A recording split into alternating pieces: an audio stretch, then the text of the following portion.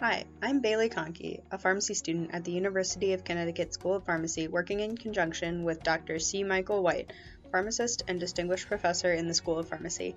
I'm here to discuss how mRNA COVID-19 vaccines work and if they can change someone's DNA. This is part of a series on the Pfizer and Moderna COVID-19 vaccines, and we hope you find it informative. We are providing this general information based on our assessment of the COVID-19 vaccine literature, and it was current at the time of recording. This is not a substitute for medical advice provided by your personal healthcare provider. If you have a medical emergency, please call 911 right away. We have received no funding from Pfizer, Moderna, or any other group. We just want to help you make an informed decision. In the body, each cell has a nucleus that contains DNA. It's a recipe book made up of nucleic acids aligned in a specific order. When a certain protein needs to be created, the DNA unzips in a precise place, exposing the genetic code to make that recipe. A complementary RNA nucleic acid sticks to each DNA nucleic acid in that specific order, and the RNA thread is then stuck together with a polymerase.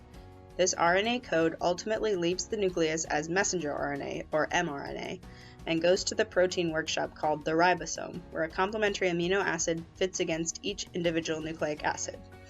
The amino acids are linked in this precise order as the new protein.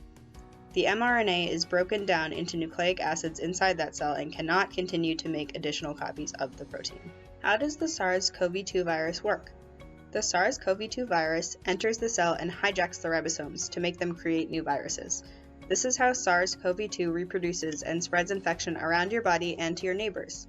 Eventually, your body will figure out how to attack this virus, but by then, hundreds of millions of copies of the virus have already been produced, and the cells that are already turned into reproductive centers for the virus do not function normally. The mRNA vaccines by Pfizer and Moderna use a tiny bit of fat, called a lipid nanoparticle, to surround the mRNA.